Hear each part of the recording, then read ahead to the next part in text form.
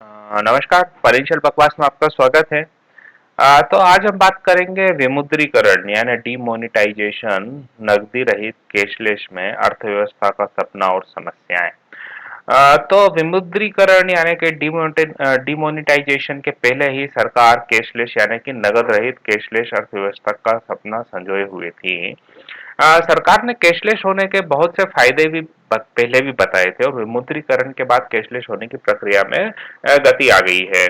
तो विमुद्रीकरण से काले धन पर अंकुश लगने की पूरी संभावनाएं भी हैं। कैशलेस होने से अर्थव्यवस्था में तेजी तो आएगी, परंतु उस तेजी के लिए भारत को बहुत इंतजार करना है। कैशलेस होने के लिए बहुत सी समस्याएं भी हैं, उनसे भी निपटना होगा और हर वर्ग को साथ लेकर चलना होगा, जो केवल कैश पर ही भरोसा करते हैं। भारत का 125 भारत की 125 करोड़ लोगों की आबादी है, जिसमें केवल 3 करोड़ क्रेडिट कार्ड और 70 करोड़ डेबिट कार्ड हैं। तो कैशलेस को क्रियान्वयन करना ही बहुत बड़ा कार्य है, क्योंकि जारी कार्डों से अधिकतर को तो उपयोग करना ही नहीं क्योंकि जो जितने भी कार्ड जारी किए गए हैं उनमें से अधिकतर को तो उपयोग ही नहीं किया जाता है। और जितने भी लोगों के पास कार्ड है उनमें से बहुत ही कम लोग कार्ड का उपयोग कैशलेस के लिए उपयोग करते हैं। अधिकतर डेबिट कार्ड का उपयोग केवल एटीएम से कैश निकालने के लिए ही किया जाता है। बहुत से लोग क्रेडिट कार्ड ले लेते हैं, परंतु उपयोग कैसे करना है पता नहीं होता कि उपयोग कैसे करें उसको, क्योंकि उनको बिलिंग साइकिल का भी पता नहीं होता है। तो उसके लिए अगर आपको बिलिंग साइकिल का पता करना है, क्रेडिट कार्ड कैसे काम करता है, तो एक हमारा वीडियो है, first time credit card for first time users. तो वो आप जरूर देखें, उससे आपको बहुत अच्छी जानकारी मिल जाएगी, तो आपका क्रेडिट कार्ड उपयोग करने का डर खत्म हो जाएगा। क्या जनता को जानकारी है? तो अभी हम भले ही मोबाइल वॉलेट्स की बात कर रहे हों, जो कि उपयोग करने में बहुत आसान है, परंतु उसके लिए भी स्मार्टफोन चाहिए। स्मार्टफोन की संख्या भारत में लगभग 25 करोड़ है और जनधन खाते लगभग 22 करोड़ खोले गए हैं। परंतु इससे भी हमें पता चलता है कि भारत में आर्थिक विभाजन है। भारत सरकार यूपीआई यानी कि यूनिफाइड पेमेंट इंटरफेस को कैशलेस में रामबाण औषधि बताकर प्रचारित कर रही है। लगभग किसी भी जीएसएम फोन से जो आधार कार्ड से जुड़े हैं यूपीआई का उपयोग कर सकते हैं, और इसके लिए सबसे पहले भारतीय जनता को नकद के मानसिक अवरोध से निकलना होगा। यह भी देखना होगा कि साधारण से जीएसएम फोन से भी यूपीआई को संचालित किया जा सके, क्योंकि कुछ फोन तो बहुत ही पुराने हैं और कई वर्गों को स्मार्टफोन रखने का बजट नहीं होता है। अनपढ़ या थोड़े बहुत पढ़े लिखी जनता भी नई कैशलेस तकनीक का उपयोग बिना डर से कर पाएगी। दूसरा पॉइंट है, ऑनलाइन लेन देन सुरक्षित है क्या? तो अभी तक के जितने भी मोबाइल वॉलेट्स उपलब्ध हैं वे सब क्रेडिट कार्ड, डेबिट कार्ड या नेट बैंकिंग से ही चार्ज होते हैं। सरल शब्दों में कहें कि आपकी वित्तीय निजी जानकारी किसी के पास जा रही है और आम जनता इस जानकारी को देने में असुरक्षित महसूस करती है। इस ऑनलाइन के युग में सभी जानते हैं कि ये जानकारियां कहीं ना कहीं किसी न किसी सर्वर पर उपलब्ध होंगी, और देर सवेर किसी ने अगर हैकिंग कर ली तो फिर उनको लूटने से कोई नहीं बचा सकता। तो कैशलेस ही भविष्य है। तो हर समस्या का समाधान है, तो केवल बड़बोलेपन से काम नहीं चलेगा। इसके लिए हमें सुरक्षित उपाय भी लाने होंगे, जिससे आम जनता के बीच का डर खत्म हो। पिछले सालों में ही देखें तो सरकार के ही कई बैंक खाते हैक हो चुके हैं, और कुछ दिनों पहले तो लाखों डेबिट कार्ड की जानकारी चुराए जाने के मामले भी प्रकाश में आए थे। तो कई लोगों ने ऑनलाइन चोरी की शिकायतें भी दर्ज करवाई हुई हैं। तीसरा पॉइंट है, क्या इसके लिए कोई नियम है या कानून है? तो अगर सुरक्षा विषयों पर और कानून लाने की जरूरत है तो पारस्परिक भुगतानों के माध्यम को जोड़ना इससे सरल होगा। अभी तक के रिजर्व बैंक के नियमों के मुताबिक हम एक मोबाइल वॉलेट से दूसरे मोबाइल वॉलेट को भी रकम नहीं भेज सकते, यानी कि पेटीएम से मोबीक्विक को या किसी और को फ्री चार्ज को। तो उदाहरण के तौर पर पेटीएम से फ्री चार्ज को आप रकम नहीं भेज सकते और उसका उल्टा भी नहीं कर सकते।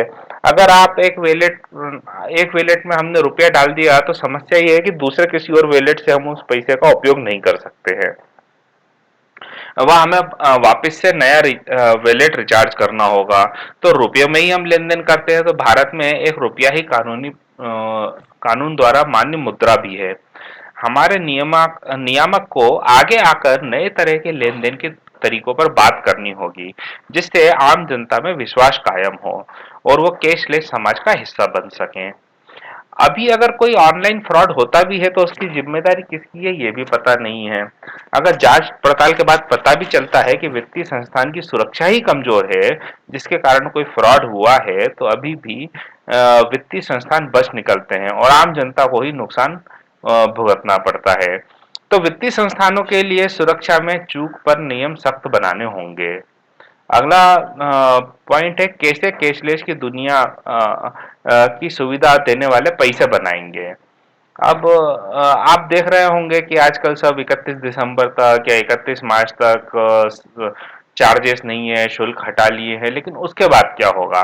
तो बड़ी दुकानें जैसे कि हाइपर बाजार, बड़े रेस्टोरेंट, होटलों को क्रेडिट डेबिट कार्ड से कोई समस्या नहीं है, बल्कि वे उस पर होने वाले शुल्क को वहन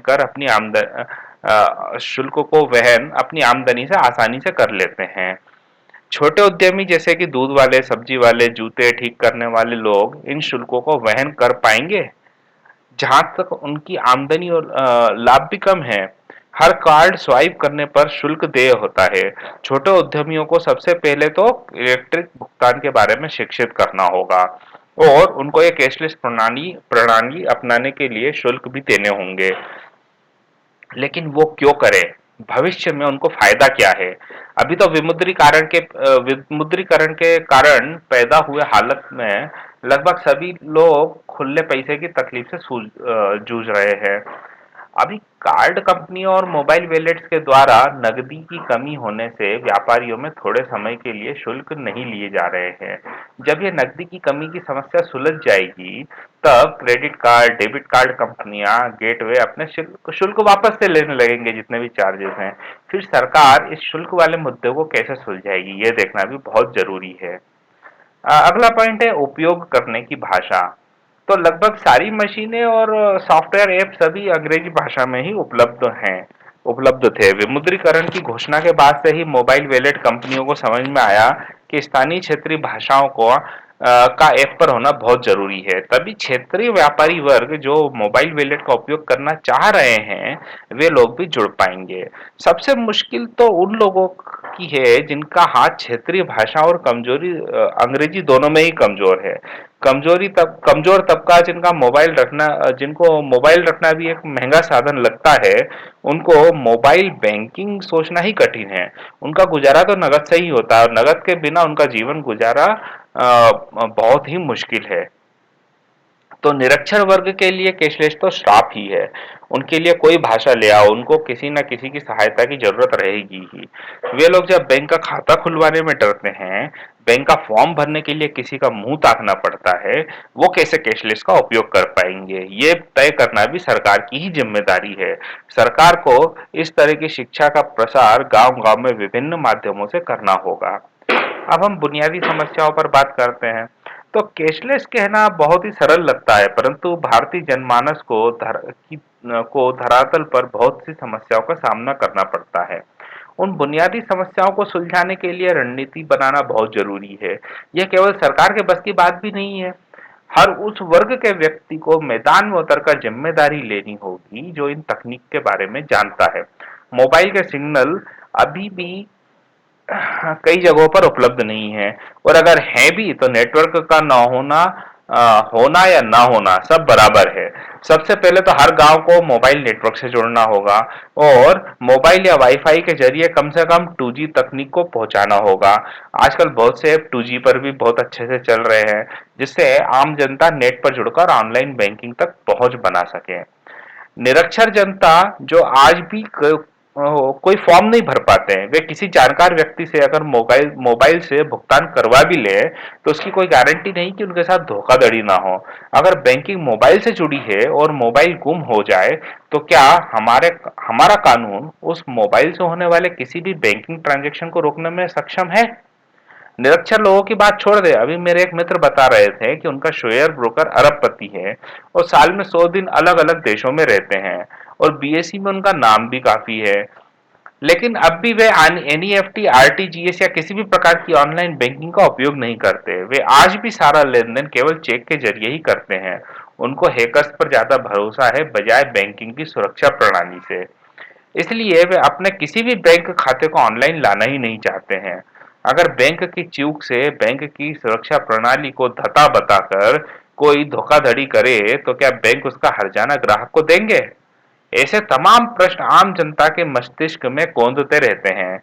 जब अरबपति को ऑनलाइन पर भरोसा नहीं है तो आम जनता कैसे ऑनलाइन बैंकिंग पर भरोसा करे?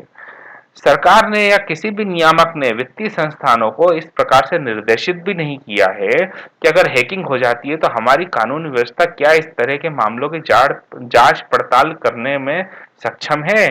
हाँ, क्या हमारे पास में ऐसे इन्वेस्टिगेटिंग ऑफिसर्स या इन्वेस्टिगेशन मशीन्स उपलब्ध हैं? आज भी डाकघर में जाकर पैसा निकालना बहुत कठिन कार्यों में से एक है। ऐसे कर्मचारियों की मानसिकता को कैसे बदलेंगे? केवल डाकघर ही नहीं, हर उस सरकारी विभाग की बात है जहां लेन-देन का कार्य होता है। उनको केवल कंप्यूटर के प्रयोग करने में ही इतनी दिक्कत आती है कि वो लोग कैसे जल्दी-जल्दी इन तकनीकों को अपना पाएंगे। हर विभाग में तकनीक को बहुत जल्दी बदलना संभव भी नहीं है क्योंकि इन सब में भारी भरकम लागत होती है। इसी तरह की वित्तीय जानकारियां पाने के लिए आप हमारे वेबसाइट वित्तगुरु.com पर भी विजिट कर सकते हैं और अगर आपको चाहिए कि हमेशा नोटिफिकेशन मिलता रहे या ईमेल मिलता रहे तो आप नीचे दिए गए सब्सक्राइब बटन पर क्लिक करिए। और अगर कुछ भी आपको समस्या होती है, कुछ भी प्रॉब्लम है, कुछ चीज समझ में नहीं आ रही है तो आप टिप्पणी करिए। अगर अच्छा लगता है तो भी टिप्पणी करिए, जिससे हमें और वीडियो बनाने के लिए साहस मिलता है। धन्यवाद।